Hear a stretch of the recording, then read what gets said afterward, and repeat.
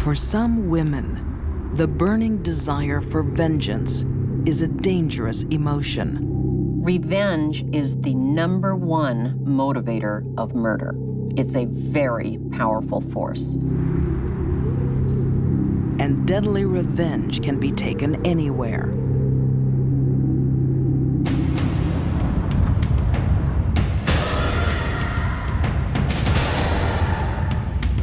Even the lobby of a 4-star hotel. Clara Harris, by all accounts, is a really wonderful human being.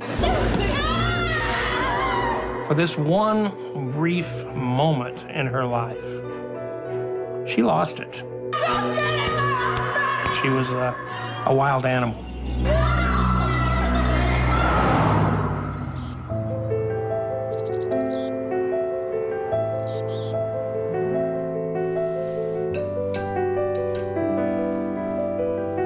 Clara Harris emigrated from Colombia and found the American dream. Oh, hey, girl. Hello. What's up? Looks good. College education, marriage to a wealthy dentist, a lavish home. But the dream has a fatal flaw. Her husband, David Harris. What's this?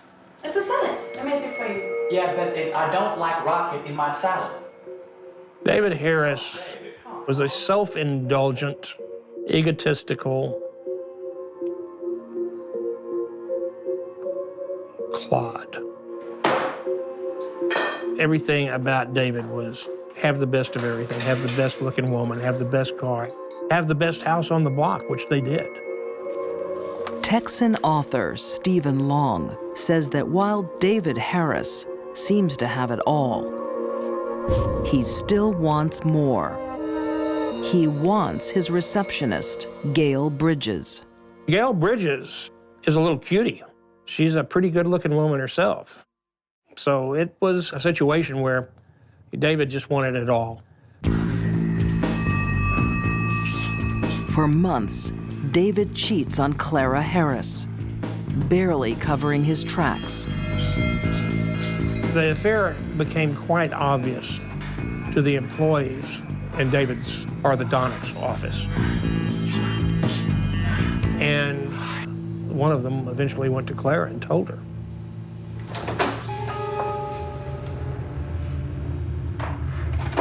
David's affair will become his death sentence.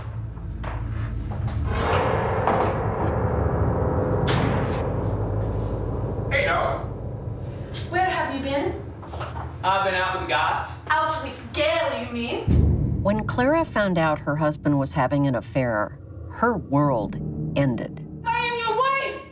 I am your wife! To lose her husband was to lose everything that was important to her.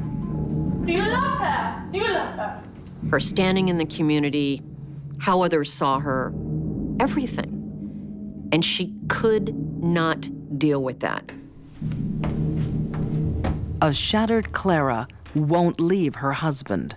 She responds with obsession about her rival for David's love. She begged him to know about the other woman, demanded that he tell her about the other woman. According to private investigator Bobby Baca, that request sparks a searing comeback. And he said, okay, here's the differences. She has a boob job, you don't. She has little feet, you have big feet. She's got no fat. No fat. She's perfect. She fits better in bed with me than you do. She's smaller, she's more petite. You're fat, she's not. She basically made him tear her ego down. For David to tell Clara he was having an affair with another woman was like stabbing her in the heart. But to give her details and compare her to the other woman was like turning the knife. Clara couldn't take it. With jealous determination, Clara sheds the pounds. But the affair goes on. Clara was desperate to save her marriage. And she thought, because of things David said, that if she lost weight, if she was prettier, if they made love more often, that would be all it would take. But those are very shallow fixes for a very damaged marriage. Soon, the damage to her marriage will be complete when Clara takes matters into her own hands. He tells Clara he's going to break up with Gail, and he takes Gail to bed. He couldn't possibly have been thinking about what Clara would do.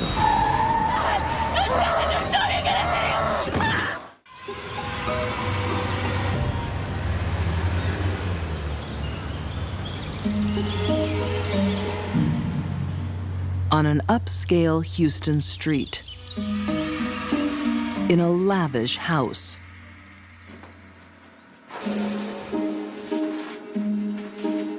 a marriage is on the rocks. Clara Harris is becoming desperate. There's no evidence that Clara has any kind of psychiatric disorder. She had cheating husband disorder. For her, big problem. Dentist David Harris has been caught having an affair with his receptionist, Gail Bridges. His next lie will turn this once loving wife into a killer. David told Clara that he was going to meet with Gail and break off the relationship once and for all. But Clara doesn't trust her husband anymore.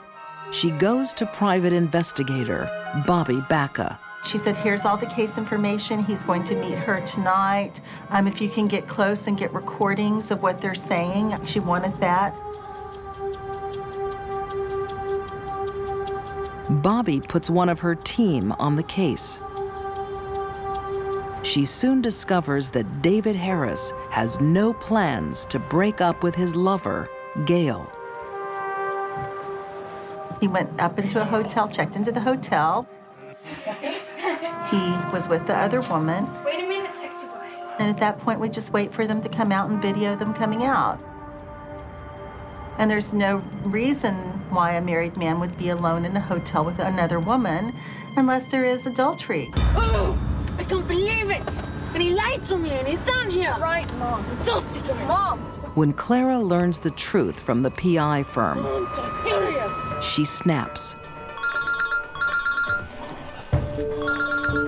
Just leave it, just leave it. Enraged, she makes 16-year-old stepdaughter Lindsay phone her father Harris. Daddy, you have to come home. Bradley's sick. with a lie to lure the lovers out. All right. Okay. Good. Thank you very much. And that is where our story really becomes incredibly violent, because she saw them come downstairs, get out of an elevator, hand in hand.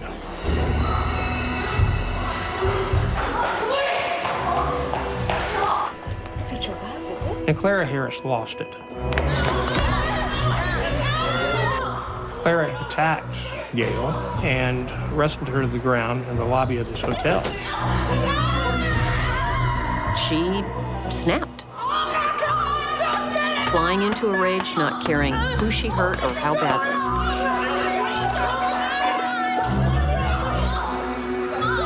It's more than just a struggle.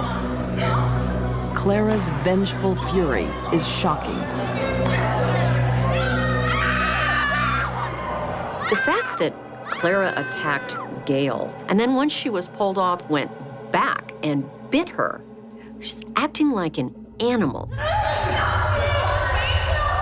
Then, the final humiliation. David Harris told her, it's over, Clara. You've blown it, it's over.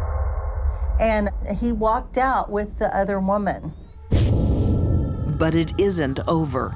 This fight is about to enter its final bloody round. I don't think there was much going on in Clara's mind at the time of the attack. Just needing to destroy the two people who had destroyed her. If she had a gun, she would have shot them right there. If she'd had a knife, she would have stabbed them. She had her hands, she had her teeth, and then she had her car.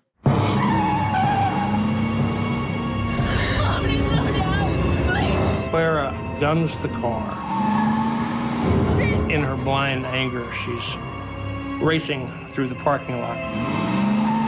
She came around. That's when my PI first saw her. David is escorting Gail around the hotel to the back.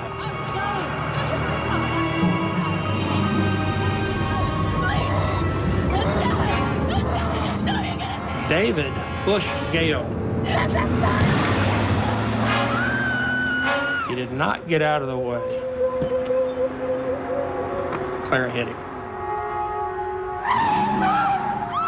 According to my investigator, when Clara's car struck David, his face hit the dash and his teeth were flying everywhere. There's more horror to come. As Clara turns the car.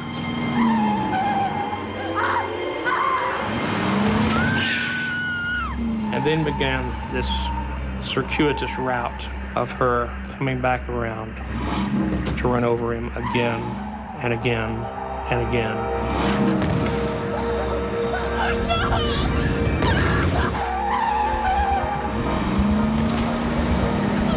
Every time that car went over David Harris, it was like a meat grinder.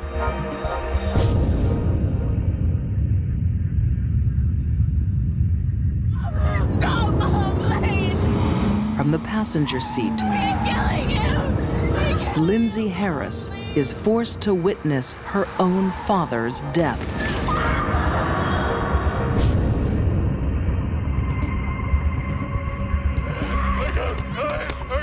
Clara stopped the car and got out and grabbed David, who was at that time barely breathing.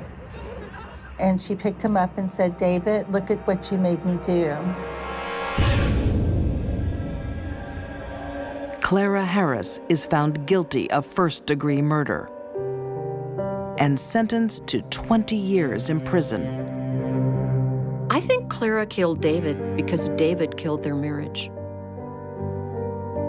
After years of belittlement and an ongoing affair, Clara could not be pushed any further. The only way to end that kind of pain was to kill the source of the pain. It's lucky that Gail wasn't also killed. The problem is that Clara Harris loved David too much. She loved him to the point that she was willing to kill to keep anyone from having him. Unfortunately, it was David who she was willing to kill.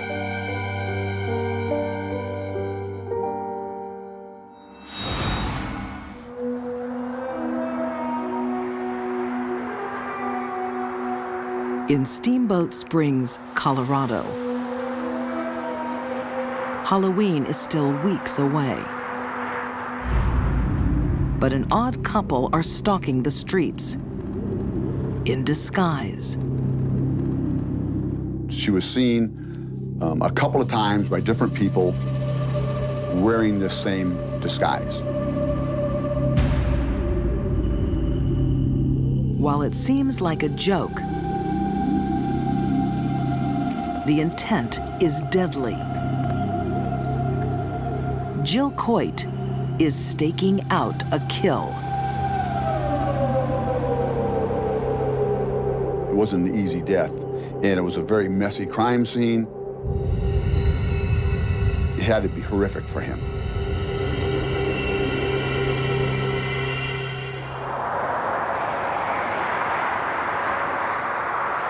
In the tight-knit ski town of Steamboat Springs,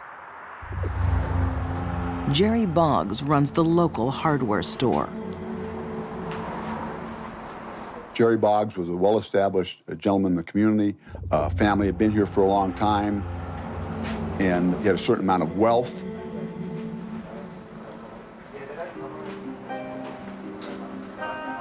Single mother Jill Coit is new to town.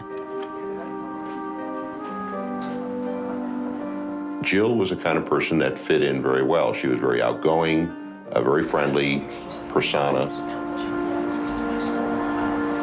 Jill and her sons are renovating a local bed and breakfast. She soon becomes a regular at Jerry's store. I think when Jill came along, she showed an attraction to him, and that was exciting to him. And he fell head over heels in love with this woman. Writer Stephen Singular has investigated Jill's past. When she was young, she was quite attractive. A beautiful, peachy type of complexion, dark hair.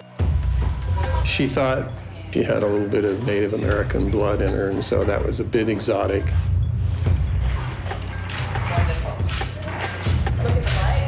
The ex-model knows exactly how to grab a man's attention. She would come on very strong with men. She dressed flamboyantly, she dressed provocatively, she talked a lot, so she made quite a stir whenever she showed up in the room. Jerry Boggs is overwhelmed by Jill's Southern charm. Within months, the 50-year-old bachelor marries for the first time. But it's a shotgun wedding. Jill has told Jerry she's pregnant. Honey, look at all the great things I got from the store. Honey, what are you? He can't believe his good luck. You've got to take care of yourself. And he went out and bought all these books about, having children. He built this nursery. He was enormously looking forward to being a father.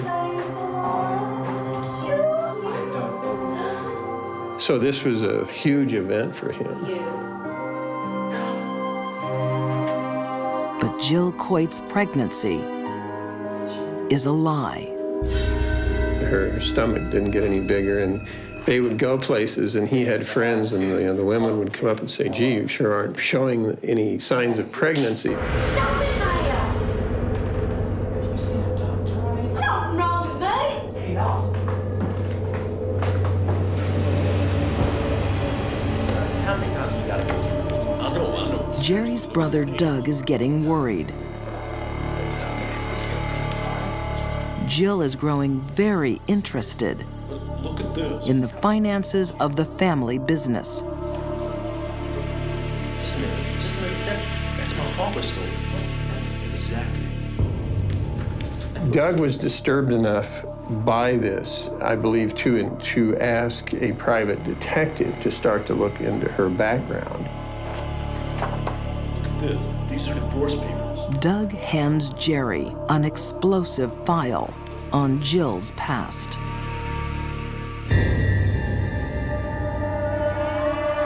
Jerry had found out that Jill was a massive, massive fraud. Jill Coit has been married 11 times.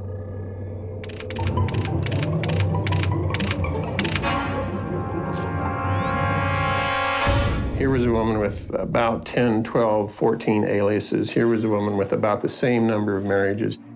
Where did you get this stuff? It's all. Here was a woman who had probably been involved in a number of insurance scams and financial scams. This one thinks she's untouchable. She had really gotten away with a lot of criminal behavior. This woman is dangerous. Jill saw marriage as a means to an end, a way to get money from men. And this fortune-hunting bigamist is still married to husband number 7. Shocked to his core, Jerry annuls their marriage. Jill doesn't take it well. Jerry interfered with her financial plans, which I think is her motive for everything she does, is greed and money. And because Jerry was interfering with those plans, she had to eliminate him. Okay, what? It wasn't an easy death. It had to be horrific for him.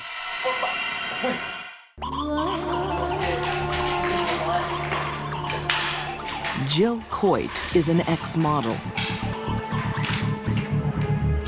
A woman of many faces and many dangers, if you're a man. Jill saw men as a target of opportunity. And I think she looked for men that had trouble with relationships or even having a relationship. She was so brazen in her use of her sexuality to attract the attention of men and to manipulate them. Jill Coit is a skilled fortune hunter. It would take a very strong man and a man experienced in life, experienced with women, to be able to spot what Jill was really all about. Most men couldn't. Where did you get this stuff? But her latest husband, Jerry Boggs, has discovered Jill's lies. Just look at this. I'm telling you, this woman Distraught, he cuts her out of his life. Look through this.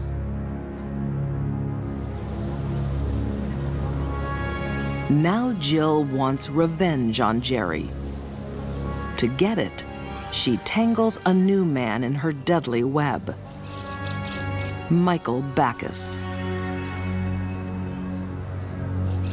She convinced him that Jerry Boggs was a bad person, and she convinced him that the only way to get rid of this bad person is to kill him. Jill returns to the house she once shared with Jerry Boggs. Okay, what? There was an altercation, stun gun was used, Jerry went down. I want you to die!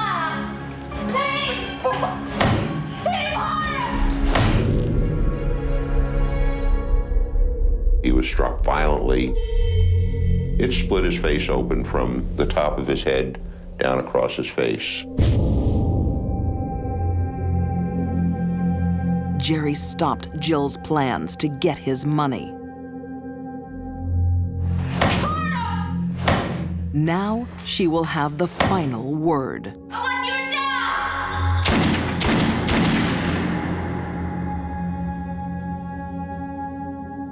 die! Jill shot him in the back with the .22 caliber pistol. This man didn't go easy. Jerry Boggs died a very painful death. The man didn't have to be tortured the way he was tortured. Let's go! Let's go! Murder's a very drastic measure, but Jill was a very grandiose person. Jill did what Jill wanted to do and thought she could pull anything off. As local detectives investigate this shocking murder, they discover more of Jill's secrets. She had been married to men almost all over the United States, and they kept dying. What are you doing here? Well, you want Back in Houston, William Coit was husband number 3. Well, come on in and make it quick. Seems a little ridiculous to me. I don't understand why you would even consider coming.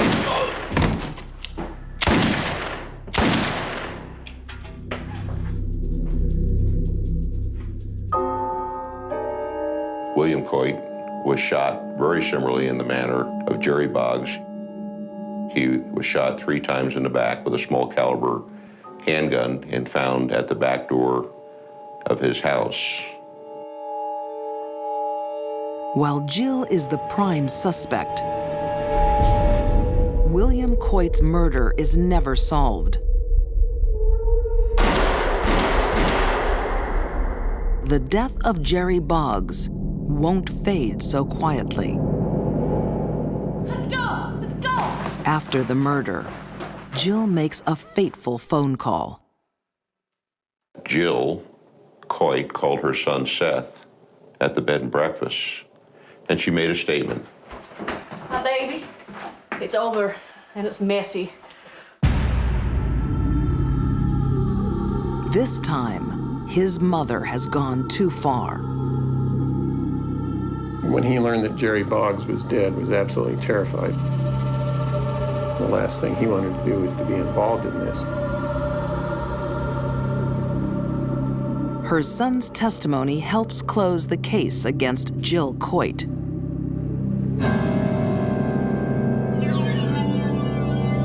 Found guilty of first-degree murder.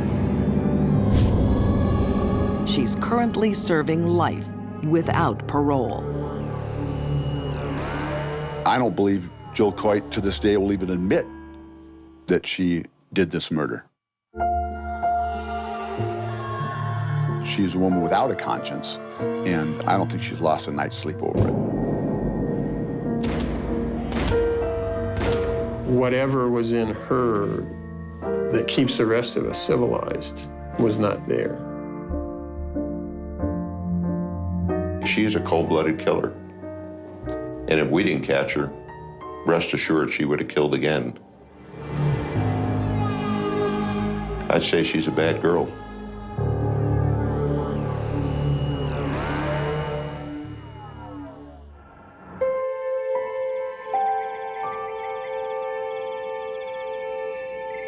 The vast Arizona desert holds many secrets.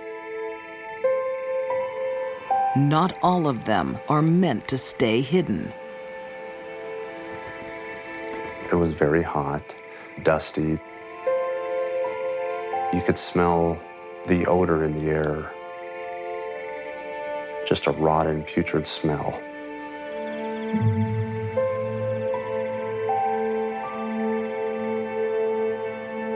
October 2004, Phoenix detective David Barnes is called to investigate the contents of a mysterious container.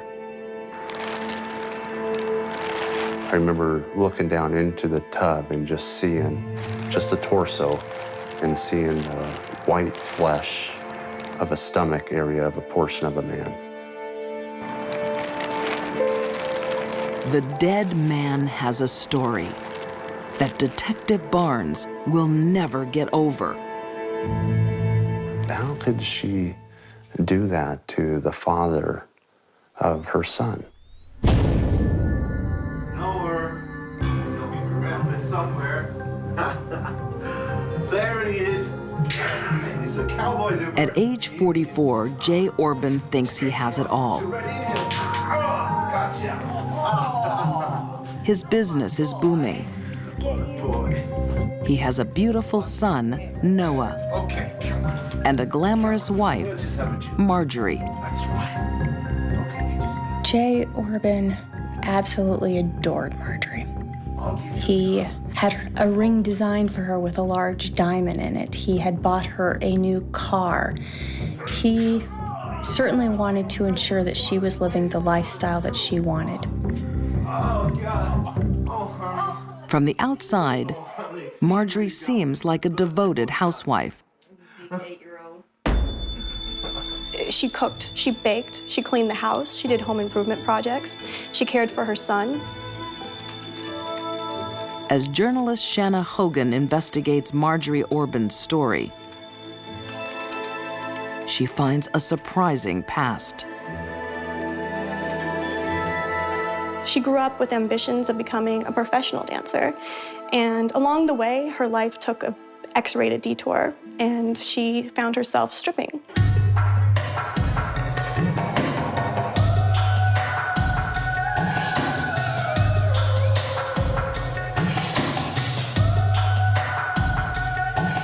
Marjorie loves having an audience of male admirers.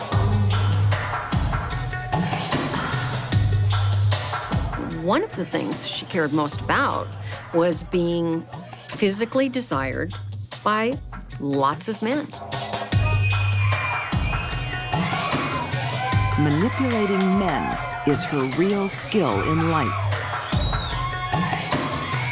She comes across as an attractive lady, very charming, very nice, very sweet, but very manipulative. She was very good at using others to get what she wanted. But Marjorie is getting older, and something in her life is missing. She was able to convince people to give her things, but the one thing that she could never have was a baby. Then, one night in Vegas, a man from her past appears.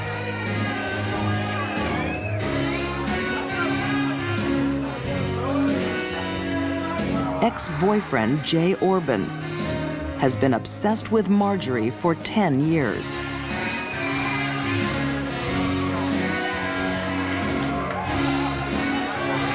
Jay was a businessman.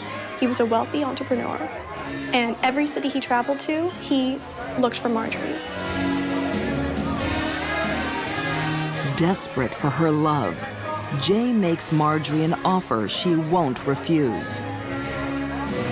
Marriage and the baby she wants so badly. But with Marjorie Orban, nothing comes for free. She made him a bargain. If she would come to Arizona and live with them for 2 years, and if after those 2 years she wasn't pregnant, then she would leave him. For Jay Orban, it will become a pact with the devil.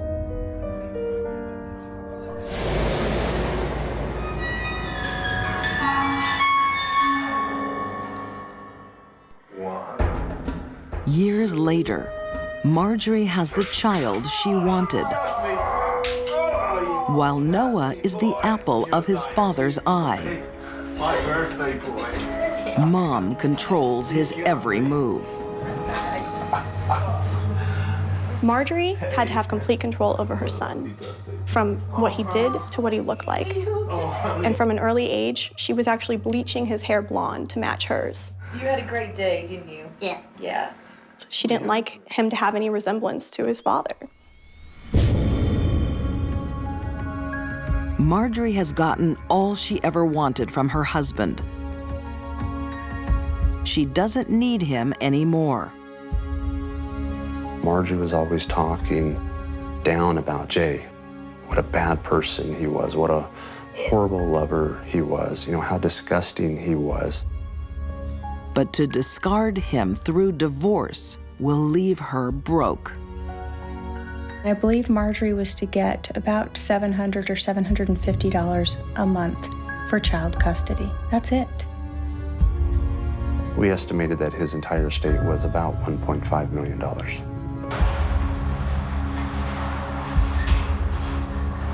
To his beloved wife, Jay Orban is worth more dead than alive. On September 8th, 2004, Jay Orban came home early from a business trip. It was his 45th birthday, but he never made it inside the house.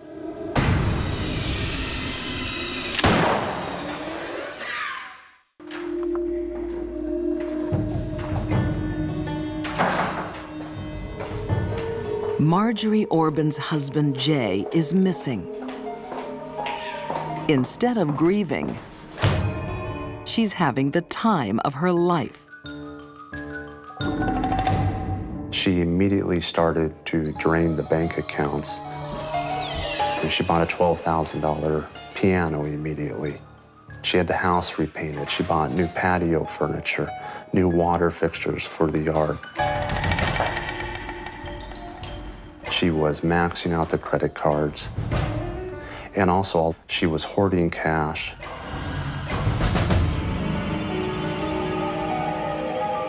That's not all.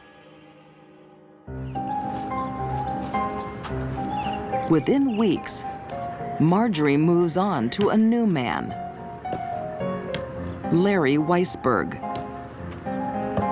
They were living like a family. Like, they had dinners together, they watched movies. She even convinced her son to call him Dad. She believed that she was going to seamlessly take her husband out of the picture and put this new man in her life. Airbrushing one husband away for another is nothing new for Marjorie. Marjorie was married 7 times before the age of 34. She lived her entire life perpetually in the honeymoon period of every relationship. She was in these very brief relationships that lasted about 2 years, and when she became bored or dissatisfied, she moved on to her next lover. Former FBI profiler Candice DeLong has seen this pattern in female fortune hunters before. Number one, they're above average intelligence, and I do believe Marjorie is of above average intelligence. And number two, there's a certain amount of arrogance about them. They actually believe they can kill their spouse and get away with it.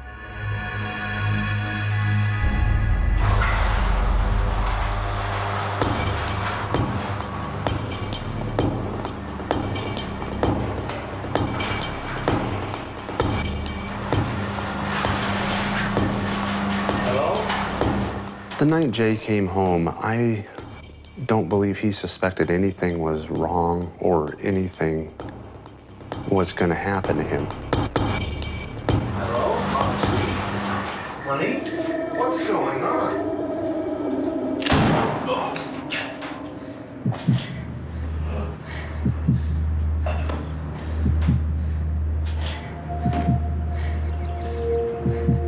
Jay was taken by surprise and he was killed instantly. Now Marjorie's plan turns macabre. She freezes Jay's body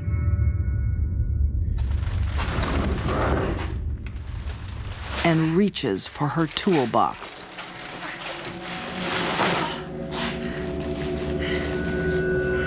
She actually was a woman who was very well-versed with tools.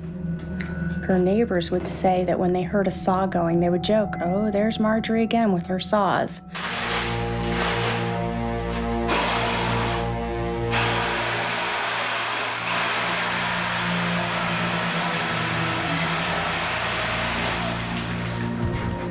When one is using a jigsaw to dismember a frozen body, there will be no smell, and there will be no or very little blood.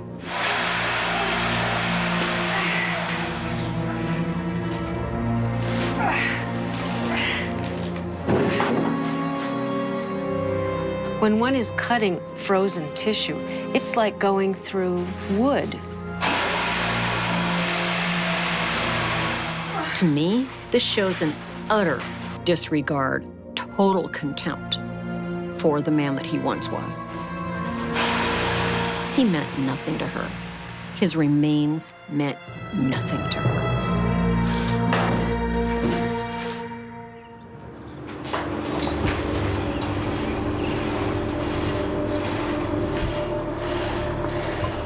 With Jay on ice and the evidence cleaned up, Marjorie has almost committed the perfect murder.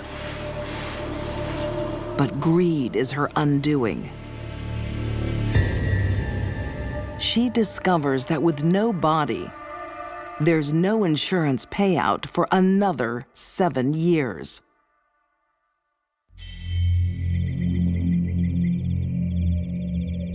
Marjorie Orban can't wait that long. She did what she needed to do. She took part of the remains and she dumped them out there where she knew people were walking through. It was obviously intentional. Marjorie needs police to find Jay's body. But to a forensic pathologist like Janis Amatuzio, a dead body holds many clues. The art of identifying tool marks on bone is quite sophisticated. The particular striations or marks on the bone can be compared to a class or a type of pattern of saw blade. Blades found in Jay Orban's workshop match the marks on his bones. The next piece of evidence helps clinch the case. Marjorie is caught on security camera, buying the same storage containers that Jay's body is found in.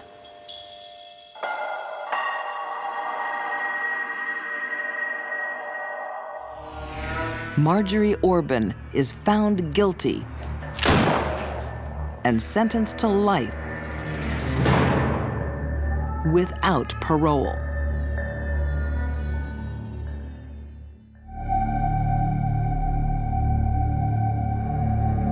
She will spend every day for the rest of her life behind bars. She will be there until her hair turns gray and time has erased all trace of beauty from her face. I think that's the only loss I think Marjorie is actually sad about.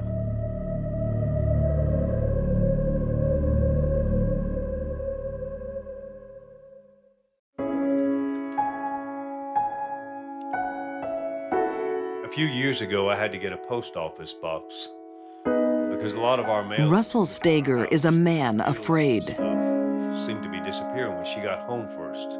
Afraid of his own wife. Now, here's my question. Why every time I turn around is she running off to the post office box? The high school football coach puts his fears on tape, just in case.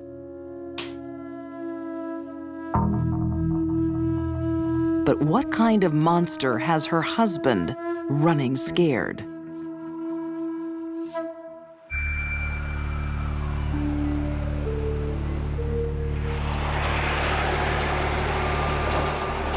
Durham, North Carolina, 1988. Barbara was kind of like the pillar of the community. She was church-going, Sunday school teacher.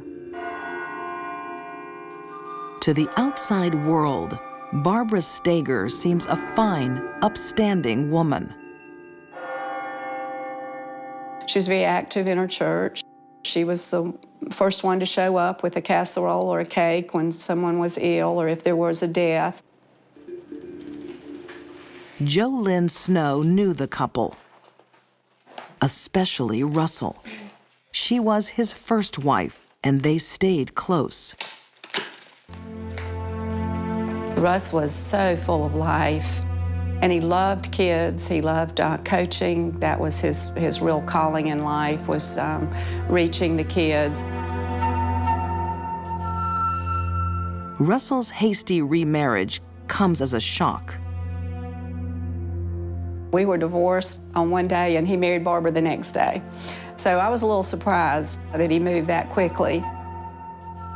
But he seemed very happy, and I really hoped it would work out for him. I'm all right. Barbara Steger is not who she seems. Darling, where are we going to get the money for all this? When you're dealing with public, you never know. They present themselves one way, but they're actually another. She's a woman with dark secrets. One is her addiction to money. Barbara's sense of self-worth was very much tied to spending money. Unfortunately, she didn't have that money to spend to make her feel good. Got a brand new bag. Oh, come on, calm down. Oh, my God. Russell can't control his wife's spending. She was obtaining loans, and she was lying on the loans. She was forging Russ's signature, and then she was getting one loan to pay off another loan. Then she'd get a loan to pay off that loan, and so on down the road. Lying and stealing aren't Barbara's only sins. In Russell's fearful tape recording, he describes another vice. When I was coming back through the parking lot, I saw our other car sitting there in the parking lot just alone by itself. I could see two people in the car. Kind of thought that it was my wife, but I couldn't really see that much, so I got closer to it, and sure enough, she was in the car making out with some guy. Yeah, what's going on? Who is this guy? What are you doing? He had found her with another man on the day that her grandmother was to be buried. He was just devastated. When she turned it around on me, she said it was because I wasn't giving her enough affection. Barbara loved men. She was having affairs when she was married to Russ. It was just a parade of men.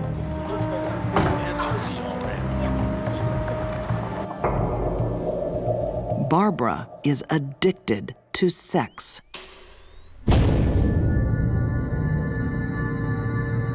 What does appear to be there is a very, very strong, powerful disorder, anxiety disorder, that was only quelled by momentary sexual encounters, orgasm, and spending money. Barbara has broken 3 commandments, and Russell Steger thinks there might be a 4th: murder. She had a former husband who died, and he was starting to really wonder about the circumstances of that husband's death. Larry Ford was accidentally shot dead in his own bed. Barbara was the only witness. As he turned to leave, he said, "If anything should ever happen to me, will you promise me that you'll look into it?" And I promised him that I would. It's a promise she'll soon have to keep.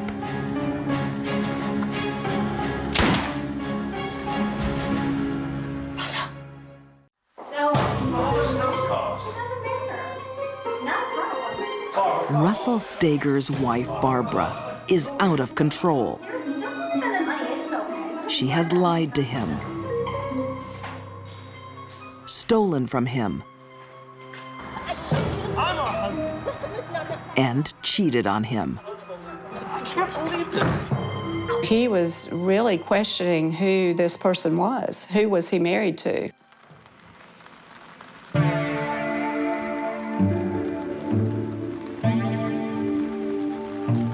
Now Russell is finally unraveling her web of lies.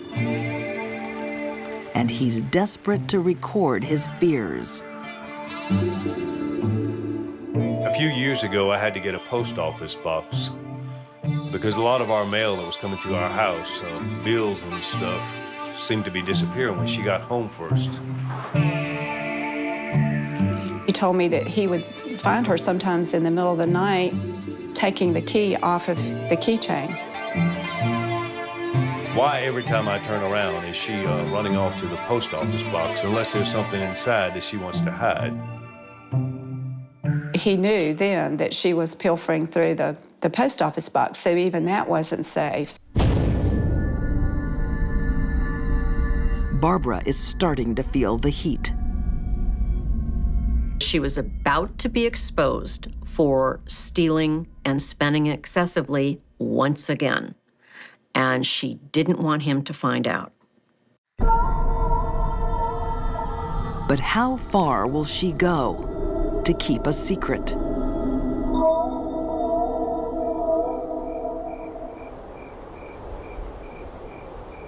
Just before dawn on a winter's morning, Barbara is woken by a mysterious noise.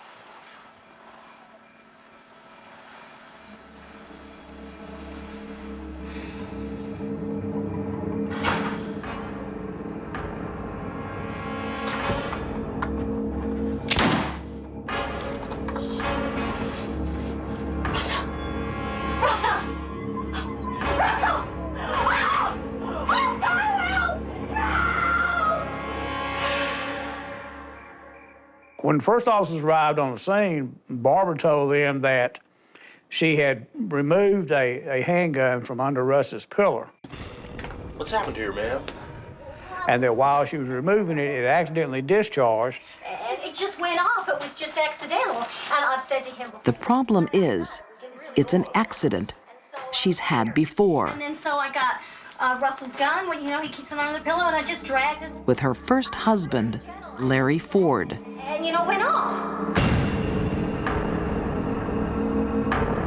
When we learned about Larry Ford's death, that sent off a lot of signals, particularly when we learned that he was killed under similar circumstances. Same kind of weapon, at his house, happened in the middle of the night, just like Russ. So that raised all kinds of flags. It was just accidental. Something about Russell's shooting just doesn't add In up. the house, because, you know, they're really dangerous and everything. Russ was an expert in firearms. He was in the National Guard. You know, sometimes they just go off. He was an excellent marksman. He was a safety fanatic. I knew that he would have never, ever slept with a gun under his pillow. The police are also skeptical. The gun, it had two safeties on it. It has a real small trigger guard. It was not a hair trigger. In order to fire that weapon, you have to intentionally insert your finger in the trigger guard and pull the trigger. I don't think there's any way you could accidentally discharge it.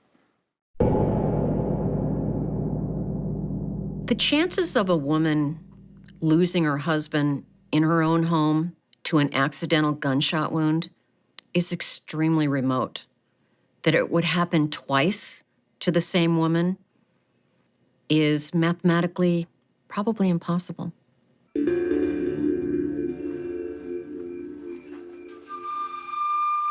Barbara's story is falling to pieces.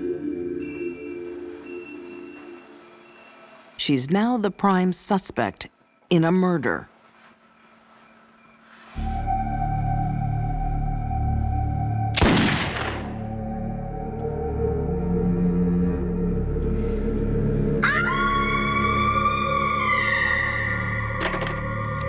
And the evidence is tied together by a voice from beyond the grave.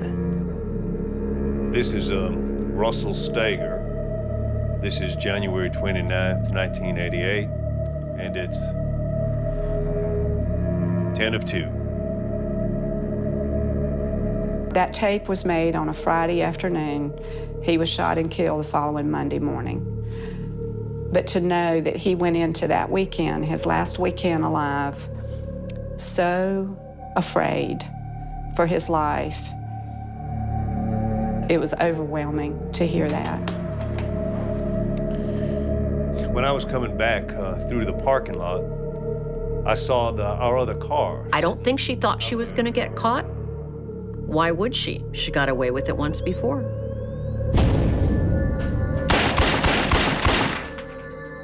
Barbara Steger claims innocence. A jury finds otherwise. Convicted of murder, she's sentenced to life in prison. I think we've saved a third man, because I think she would have married again, and she would have reverted back to the same thing, because Barbara is a greedy person. She's all about the dollar. When the trial ended, I spent a day and I went to all of the places where we had lived. And at that point, I said my goodbye to Russ. I still carry him with me. Sometimes I try to enjoy things 2 times, once for me and once for him.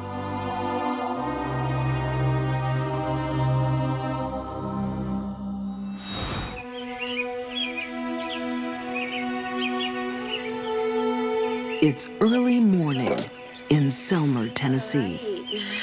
Pastor's wife, Mary Winkler, is taking her daughters on a road trip. She was taking them to the beach. She had always wanted to take them to the beach. The father, Matthew, had always promised to take them to the beach.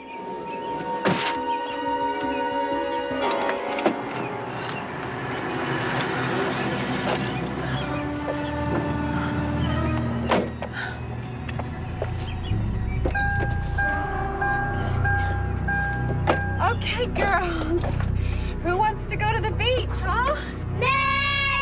Okay, who wants burgers? She wanted to take her girls to the beach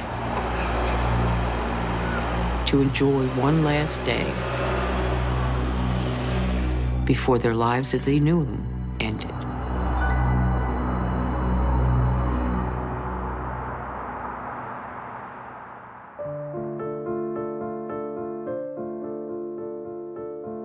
When the Winkler family is missing from church that night, Hello, Matthew? Mary? elders go to their home to find out why. Everything looks in place. It's quiet. There doesn't seem to be any reason to be concerned. Matthew? Mary? Matthew? Until they walk into the marital bedroom. Matthew? Drew, quick, come in here! And there they find the body of their preacher laying dead and cold on the floor.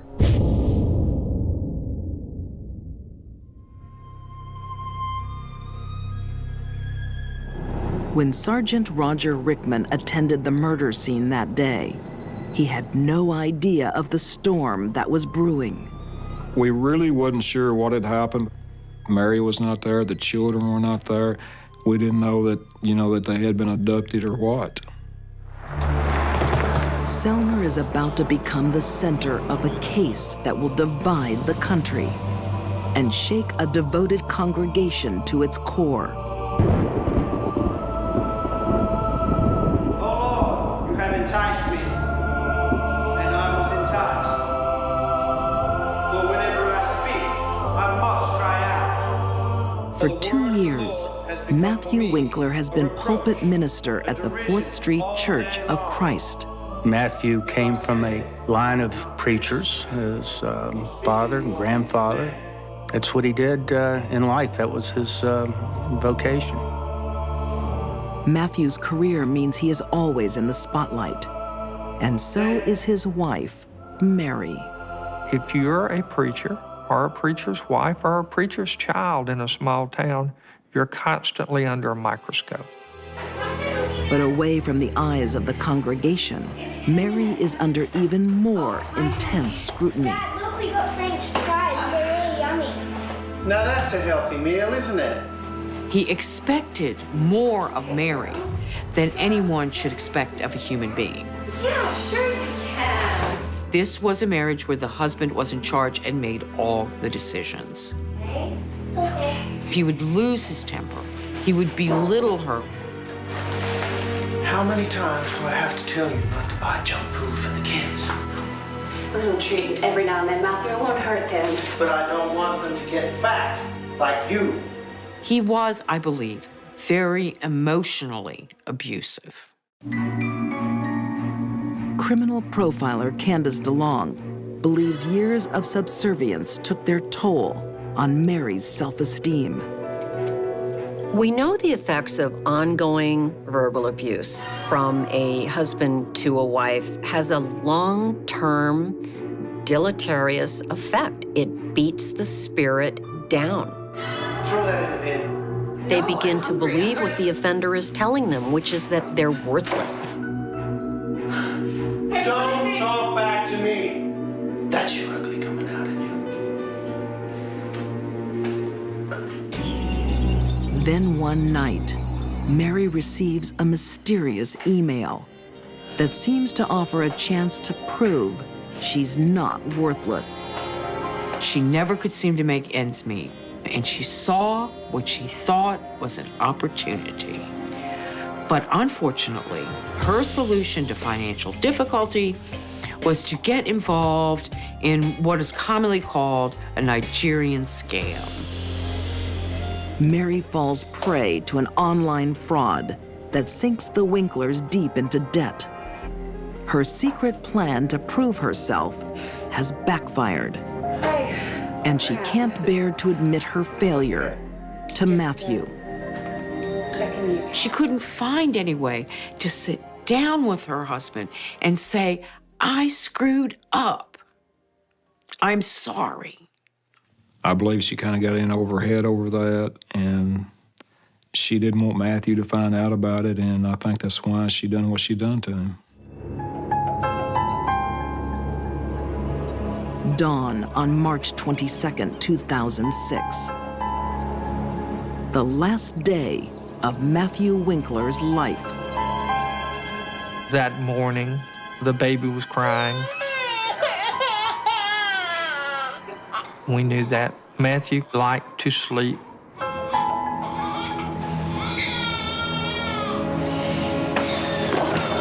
He kicks her out of the bed and go make the baby shut up.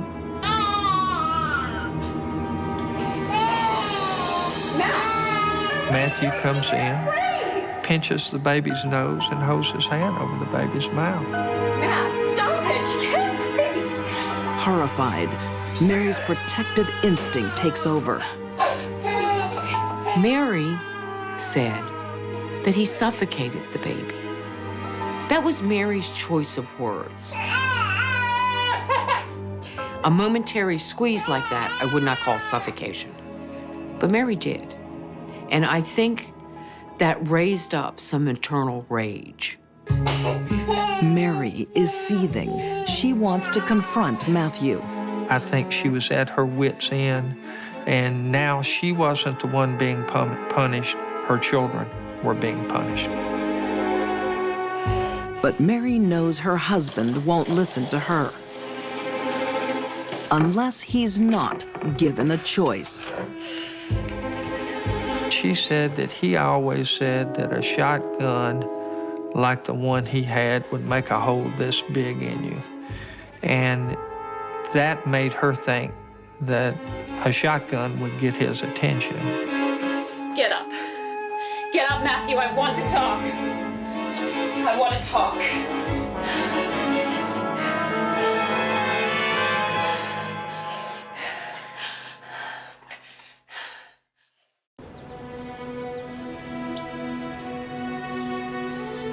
A tranquil morning in Selmer, Tennessee.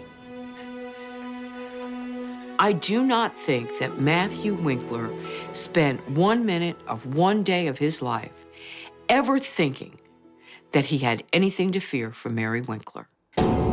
Get up. Get up, Matthew. I want to talk. Pastor's wife, Mary Winkler, has decided to stand up to her husband after years of abuse. What happens next remains in dispute to this day. We only know what the physical evidence shows us, and we only know what Mary tells us.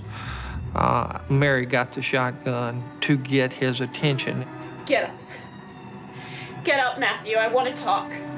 It's possible when Mary was holding the shotgun on Matthew that she did not intend to kill him, possibly that she was intending to scare him, taking back her own life. It is entirely possible that was her intention. Things didn't work out that way.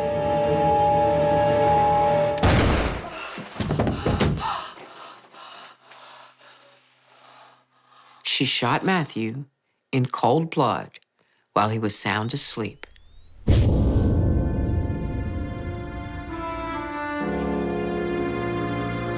In my opinion, he never got out of bed. She just come in there in cold-blooded murder and shot him. But that's not the way Mary's defense team sees the shooting. There were some pillows on the floor where he had kicked her out of the bed earlier that morning. And I believe that she lost her footing. Get up, Matthew, I want to talk. Finger was on the trigger and it went off unintentionally. Did she intentionally shoot him? I don't know. I can't say. I don't believe she did. I believe that our theory was that she either lost her balance standing on some pillows that he had kicked off the floor, or she went into some type of catatonic state and shot him and doesn't remember shooting him. Investigators later find the telephone disconnected. The telephone had been unplugged from the wall, in my opinion, to keep him from calling 911. Taking the shotgun, Mary leaves her husband to die. Then she took her 3 little girls, packed them into the car, and hit the road. For 2 days, America holds its breath, fearing the worst for Mary and her kids. The search for them ends in Orange Beach, Alabama. There was no one holding Mary. There was no one threatening her girls. It was just Mary and her 3 little girls at the beach. It was time for Mary to answer for what she'd done. Just place your left hand on the Bible and raise your right hand. Put on trial for her husband's murder. It is Mary who will emerge as the victim.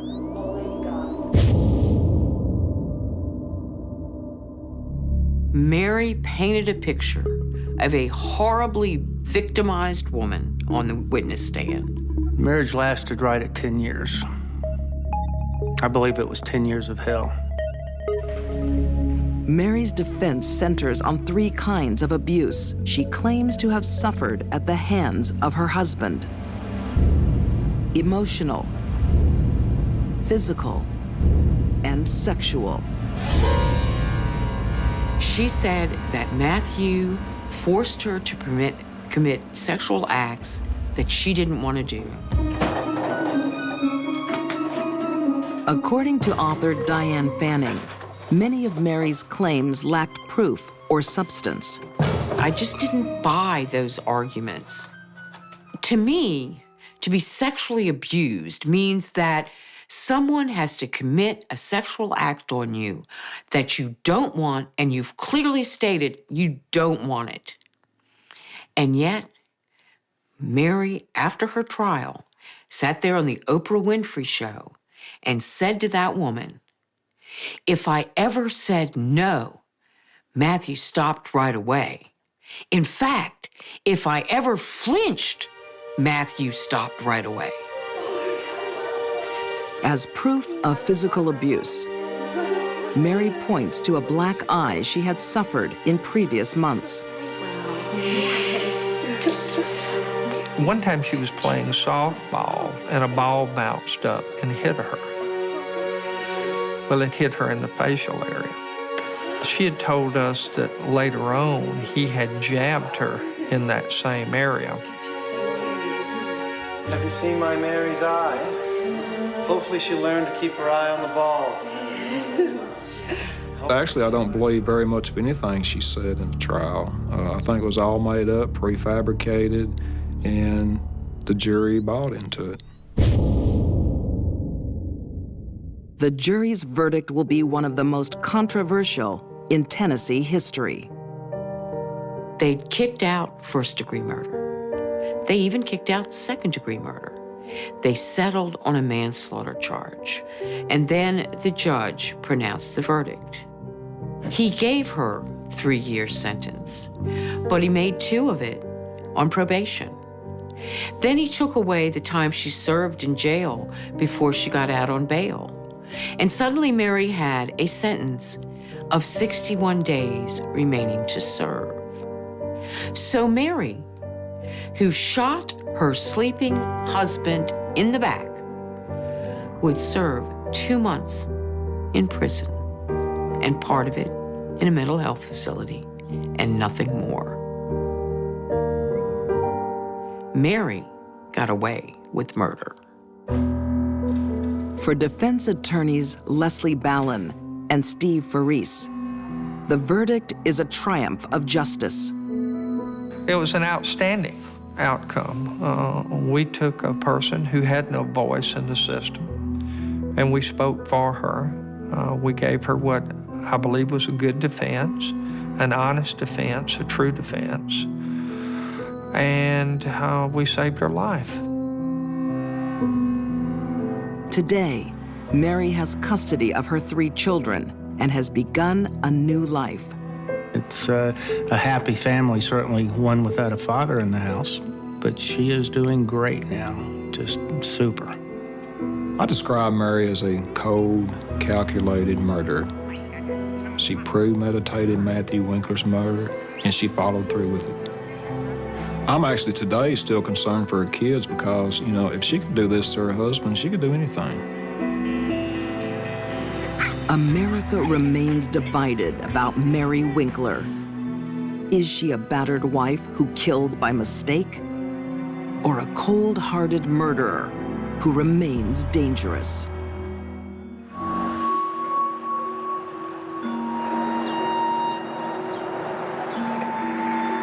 Death can occur in the most ordinary of places. In 1997, a husband's life ended here. His blood flowed down the gutter into the street. He was just a good guy. He didn't deserve this kind of treatment from anyone. I still find it appalling to think about. The first shot caused a tremendous amount of pain and panic. He managed to get out of the car. What was going on in his mind? I've got to run away. He may not even have suspected that the shooter was following him. He places the gun square against the back of the skull and pulls the trigger. This would have been the coup de grace. What is it exactly that you do? Software engineer. Software engineer, oh. So, Who's having the salad? I am. It's a nervous first date for computer programmer Bruce Cleland. And a lobster marinade for you, madam? Oh, wow. It looks good. It sure does. Okay. This is a meal. I think some people would call him maybe just a nerdy computer geek. Yeah. I'm a software engineer. I'm working. He didn't have much in the way of personal contact with women. Didn't date when he was in high school and even in college. So he had almost no contact with women before he met Rebecca. Really, it's a big process. Oh, God. Oh. I'm sorry, did I wet you? No. Bruce's date, Rebecca Salcedo, is his polar opposite. Bruce is a timid, shy man, but Rebecca was fun, sexy, outrageous, generous, exciting, a terrific person to know. She just attracted men like magnets. Rebecca finds Bruce just as attractive, for a very different reason. Anyway. Bruce is the kind of men women like Rebecca look for.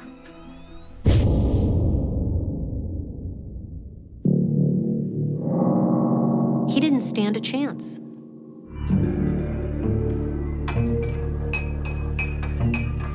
Bertha Awana used to be Rebecca Salcedo's best friend. She remembers the night she discovered exactly why Rebecca was interested in Bruce.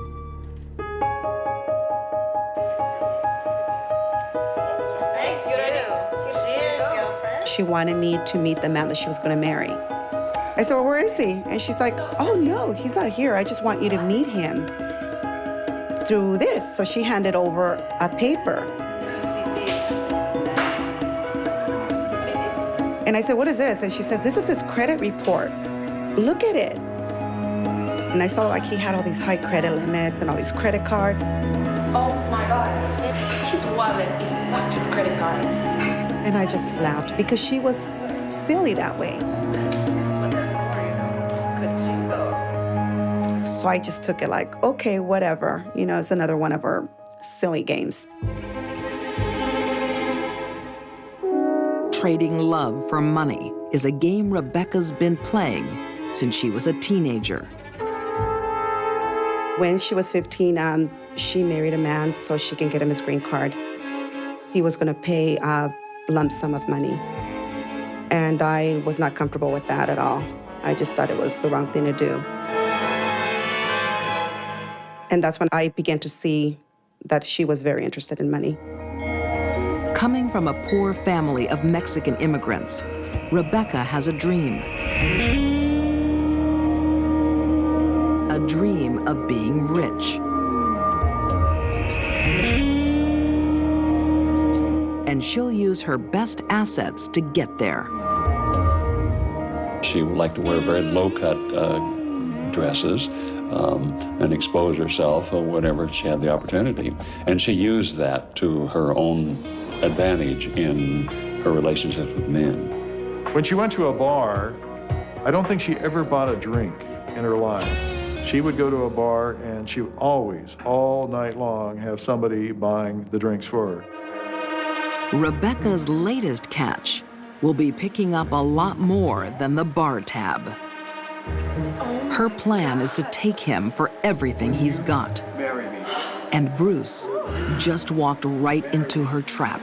I love it. And he fell for it. Hook, line, and sinker. But this whirlwind romance won't have a fairy tale ending. It just shocked me that she would be capable of such a horrible thing. You need a top-up, girlfriend. A bachelorette party for Rebecca Salcedo. She was very outgoing. She had a kind of a bubbly personality. People liked her. She was always the life of the party. Despite being engaged, Rebecca likes her lovers tall, dark, and often. She had numerous affairs with various men, including her own cousin, Alvaro, who was a male stripper.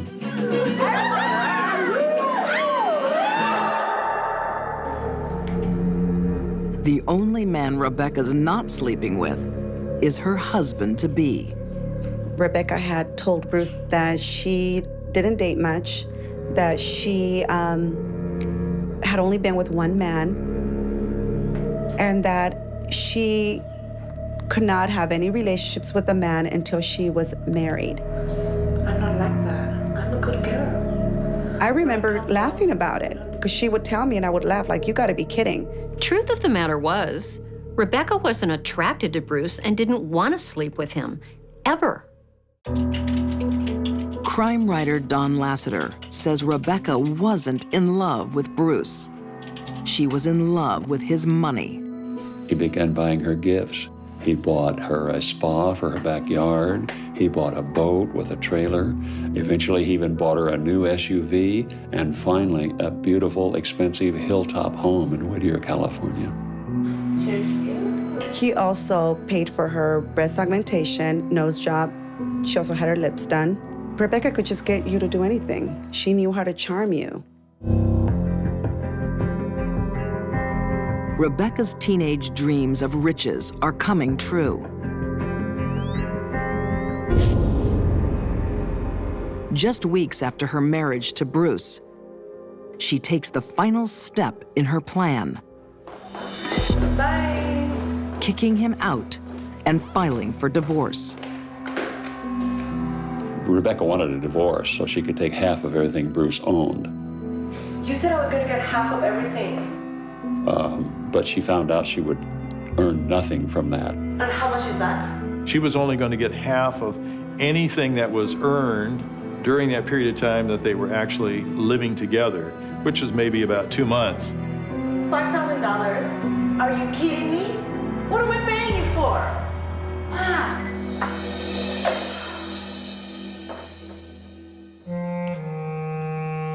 Prosecutor Ron Bowers believes this is where Rebecca's scheme went from devious to diabolical.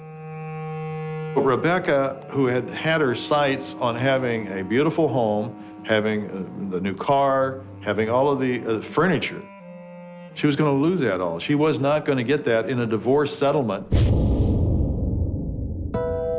Rebecca refuses to give up on her dream and embarks on a deadly plan B. In killing Bruce, she would get the life insurance as well as she would get his estate. It is pitched as a night of reconciliation. Poor Bruce thinks that she cares and wants to get back together, put the marriage back together. Listen, we're gonna be there just after 1 o'clock. Don't be late. The entire time, And make sure she's making cell phone calls behind his back. Okay, I gotta go. He's coming. And of course, in Bruce's mind, I think, well, maybe we're going to patch things up. Maybe things are going to work out. After a romantic dinner where Bruce is plied with alcohol, Rebecca pulls off the freeway. She claims that she suddenly notices that there's a red light on the dashboard telling her the back hatch of the SUV is open. Oh, honey, I'll just stop and get out and shut it. And suddenly a man lunges out of the brush and begins shooting at Bruce. The first shot shatters Bruce's jaw. The killer follows and continues shooting.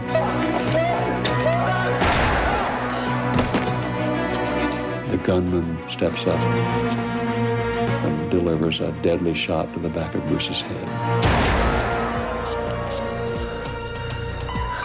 And then runs away. Rebecca is lying behind the SUV as if she had been attacked as well.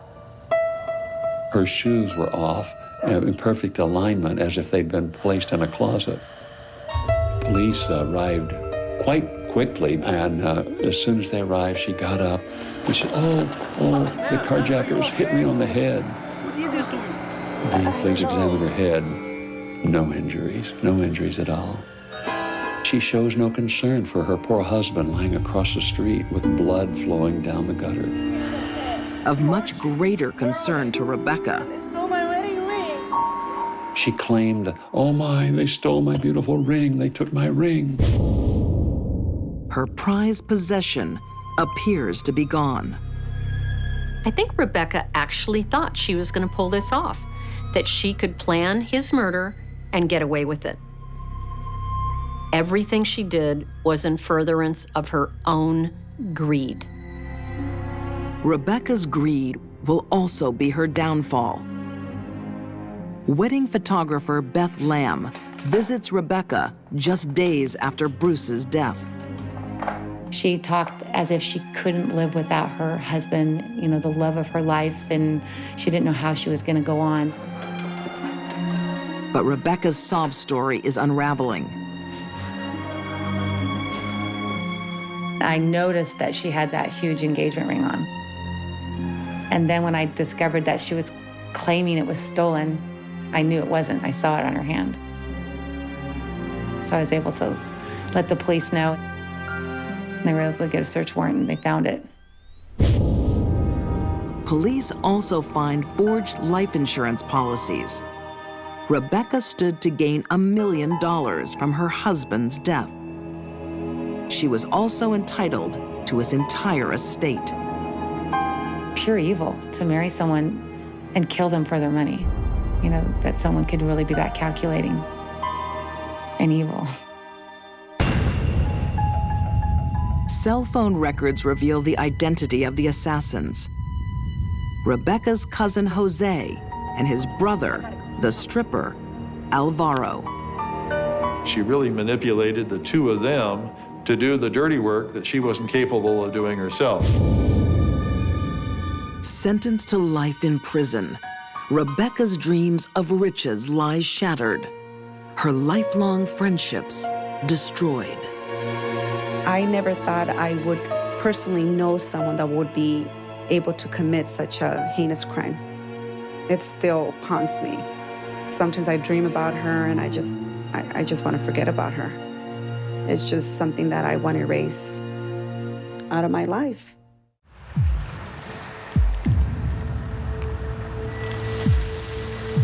Deep in the woods, a lonely farmhouse holds a grisly secret.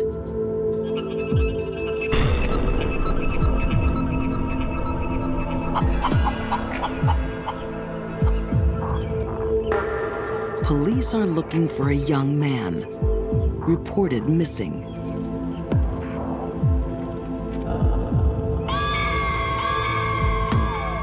When they went to the burn barrel, they looked in to see what was there. Jeez, what is that? They found a bone with a glob of burnt flesh on the knob. It was obviously a human bone. It's the first clue to a crime whose horrors are beyond imagining. I went, oh my God.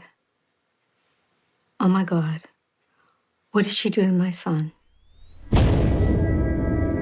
Sheila Labar is every mother's worst nightmare.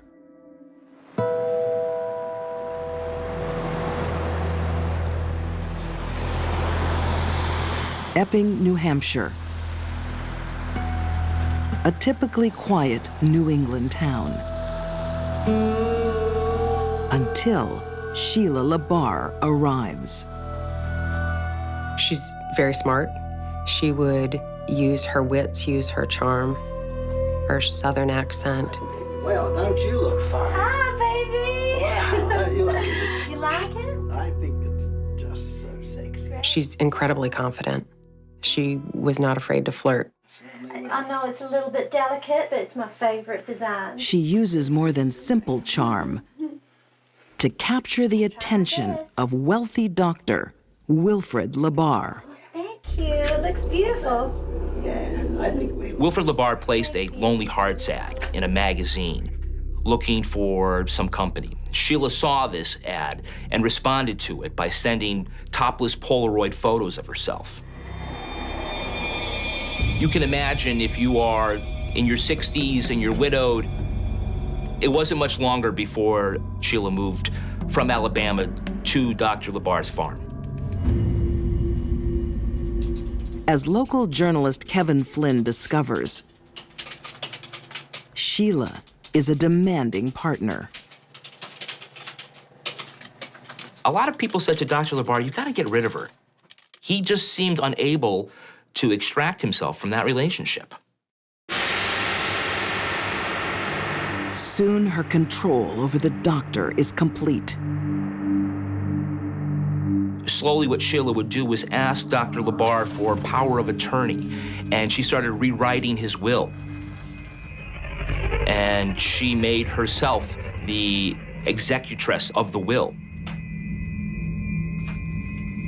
A few years later, Dr. Labar is dead.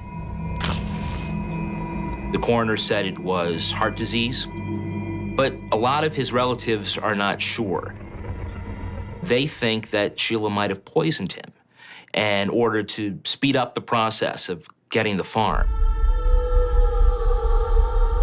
Sheila inherits Dr. Labar's farm.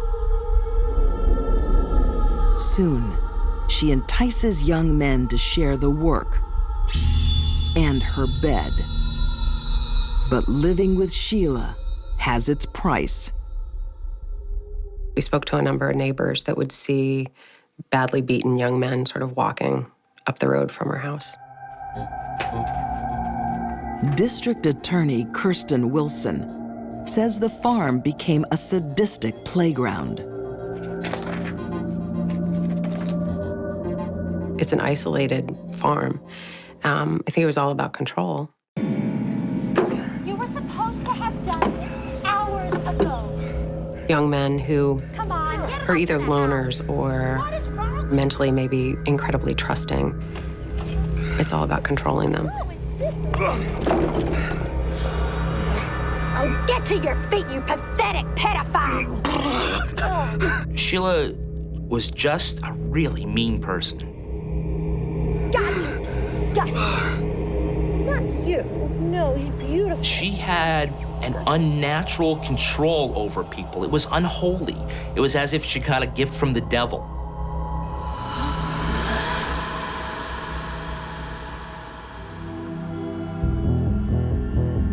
In February 2006, Sheila is on the prowl for a new victim. Someone innocent and defenseless. Someone like Kenny County. Kenny was a lovely, lovely boy. He couldn't do enough for you. Everybody was his friend. I was so proud of him. Carolyn Lodge is Kenny's mother. He never had a horrible word for anybody, and that was the problem. He trusted everybody. Kenny has a low IQ. His childlike trust leads him into a terrible trap. Hello? Oh, hi, Sheila. It's Kenny. Oh, hi, Kenny. How are you? I'm good.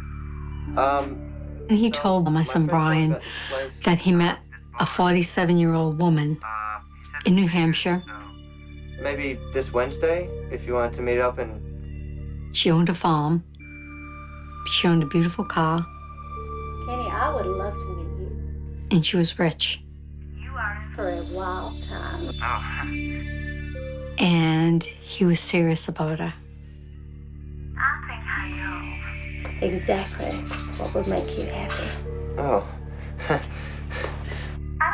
She chose that person. I think you should come over. Someone who was physically weak and mentally weak. I guess so. Yeah. And she did it because she could feed her sadistic fantasies that way. Great. Well, I guess I'll see you soon then. Okay. Bye. Bye-bye. She came down in her car and picked him up, and he never came back.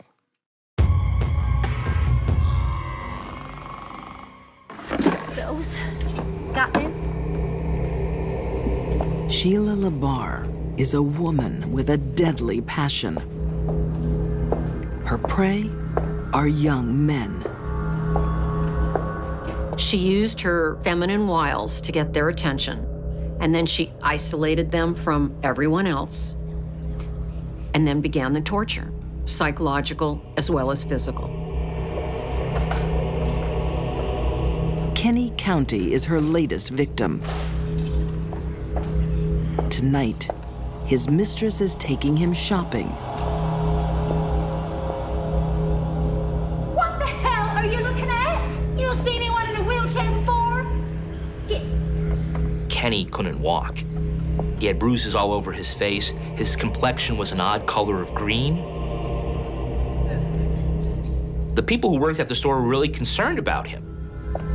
Good afternoon, Miss LaBarre. For weeks, Kenny has been in the clutches of a master manipulator. That's ridiculous. From who? You all right? Hey.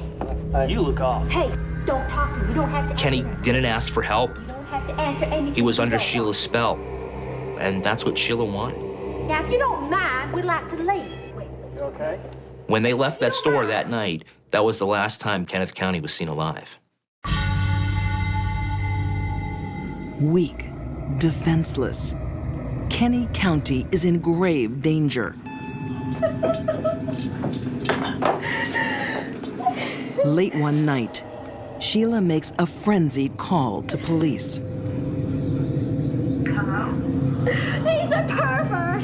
He's a child molester! Kenny County! I can prove it!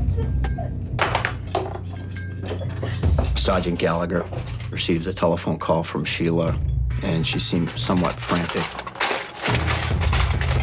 Sheila obsessively records everything she does.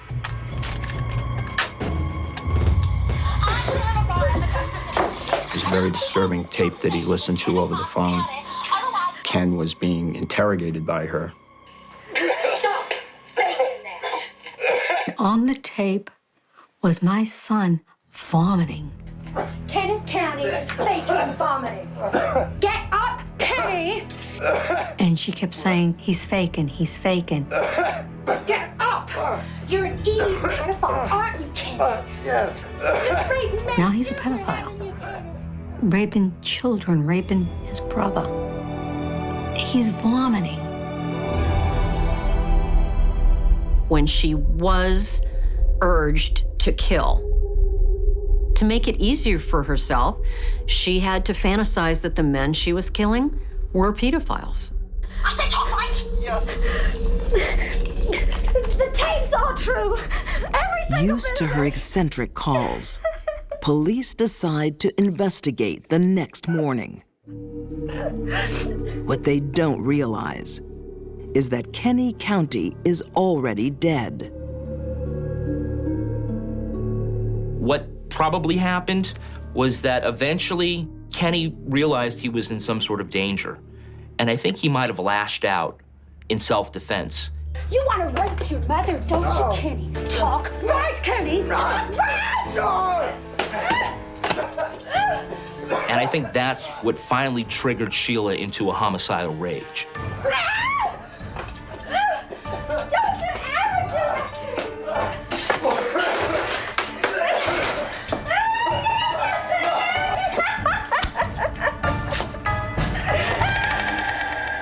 There was blood on the walls, on the floor. There were puddles. There was spray. It was a bloody mess.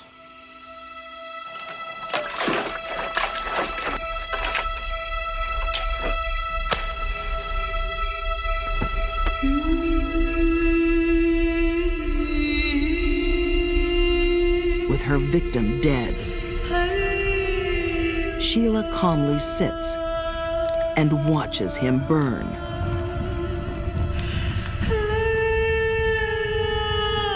He was dismembered. Sorry. And he was put in a pit and burnt.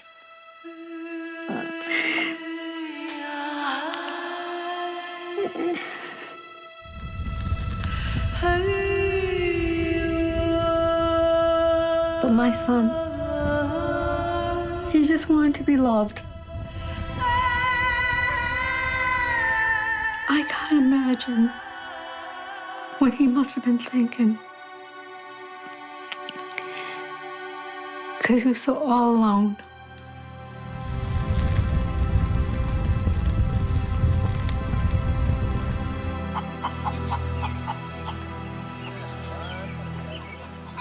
While Sheila tries hard to destroy Kenny's body, forensic evidence gives her away. There was some readily apparent blood spatter.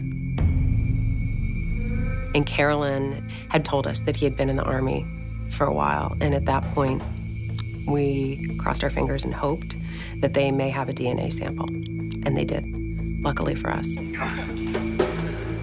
A wallet is found in the septic tank. Oh, get to your feet. It belongs to Michael DeLong, another young man who had fallen prey to Sheila LaBarre. Convicted of 2 murders, suspected of more. Sheila Labar is currently serving 2 life sentences. The fact that she has to remain for the rest of her life behind bars, she got what she asked for. She'll never see the light of day. Horrible thing is, my son is not here with me.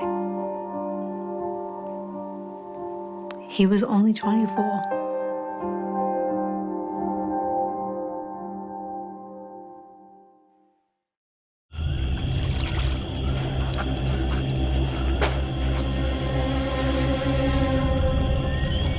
It's after midnight on the edge of a ranch stock pond in Texas. Wendy Davidson has something she desperately needs to hide. She knew that if she dumped him in water, his body would rise to the surface pretty fast. So she gathered some heavy auto parts and concrete blocks and things. She tied these things to his body. The body belongs to her husband, Air Force Sergeant Michael Severance. This man was a hero. He survived 5 tours of duty in the Middle East. And yet, he couldn't survive 5 months of marriage to that woman.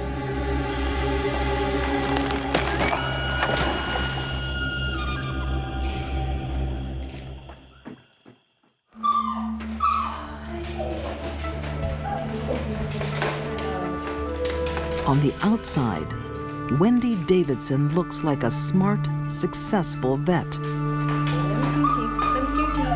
Okay, open wide. Good dog. But Wendy's family makes life complicated.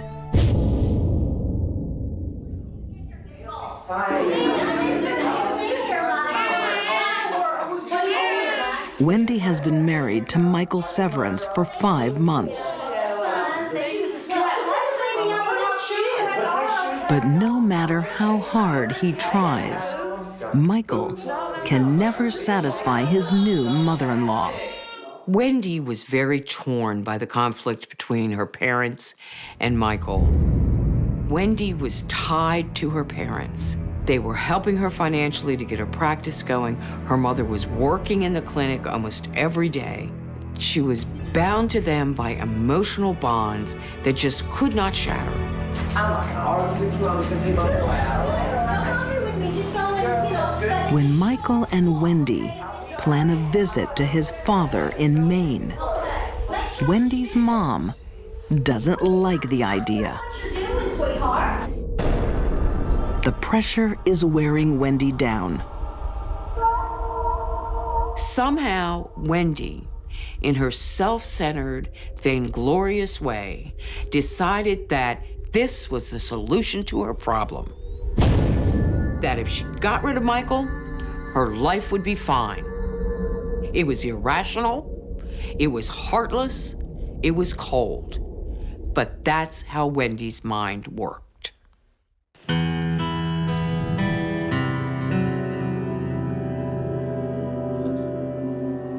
In January 2005, Les Severance waits for his son and his grandchild to arrive for their first visit to Maine. I come through the door, pumped, let's go. We gotta go pick up Mike. And they give me the news that Mike's not coming. Nobody knows where he is. Wendy says her husband has mysteriously gone missing. A father's instincts say something is wrong. It was just all piling up that something is amiss here. Something's not right.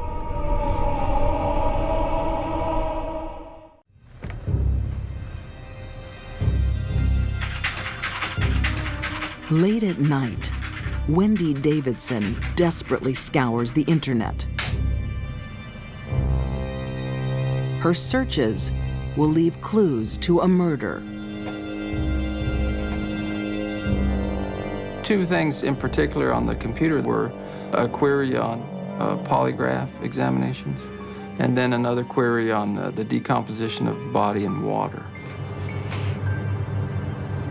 As Texas Ranger Sean Palmer begins investigating the disappearance of Michael Severance, Michael's wife, Wendy, becomes the prime suspect.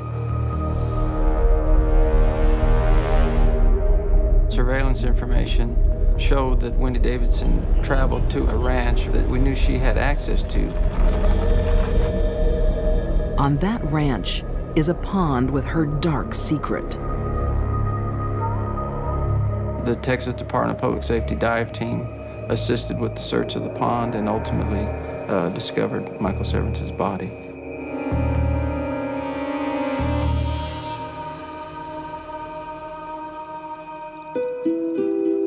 "2,000 miles away, in Maine, Michael's father receives grim visitors.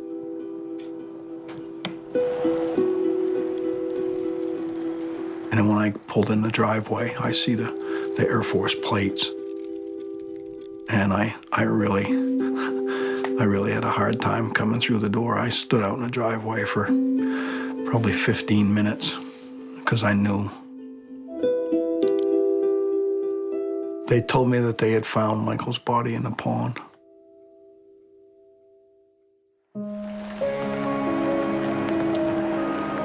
As police close in, Wendy Davidson panics. She calls her family to a secluded cemetery and makes a strange confession.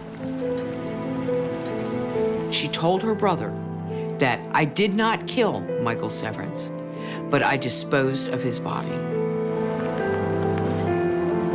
She said, because I knew someone in my family must have killed him, and I wanted to protect my family. But all the evidence is pointing to Wendy.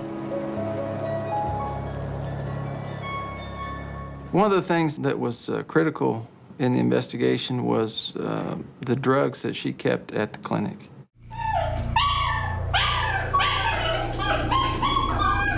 Wendy had altered her logs,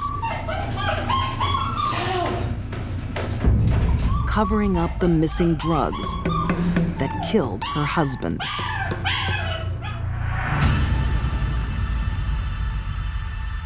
Law enforcement pieced together all the little bits of evidence and came up with a scenario.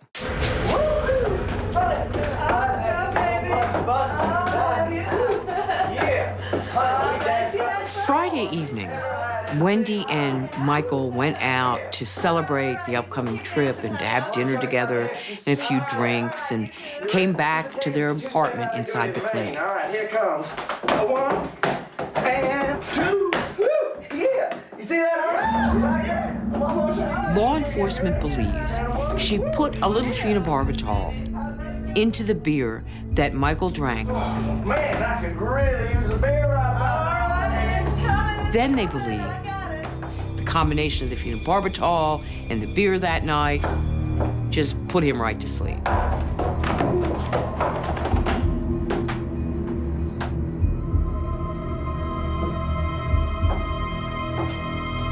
They believe that when that happened, she pulled out a veterinary syringe, filled it with euthanasia, and slammed that thing into the center of his chest. And pushed down on the plunger, just as she would have done any dog on the table in her clinic. Its effect would take place immediately, and death would ensue in 2 to 4 minutes.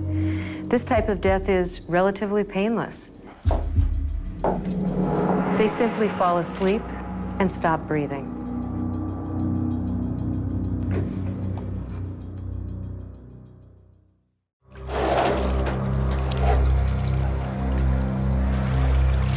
After dumping his body in the stock pond, Wendy thinks she's finished the job.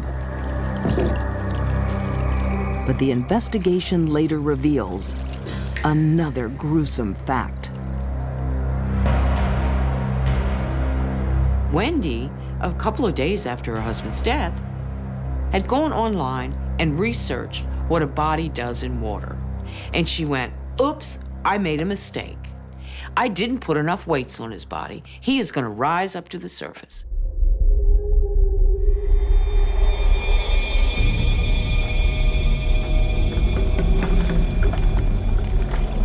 Wendy returned to the pond. She saw the body was indeed rising.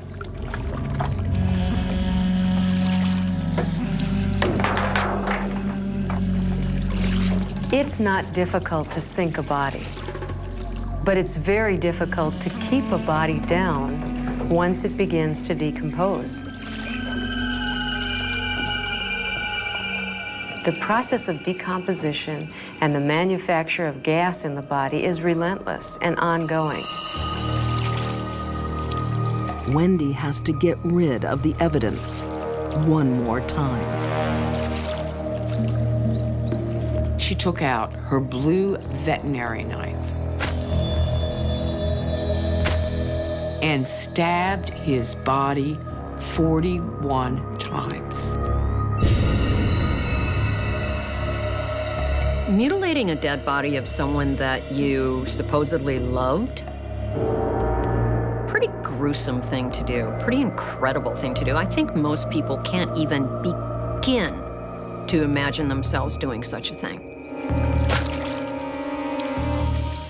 So she got past whatever hurdles she had to get past to do it.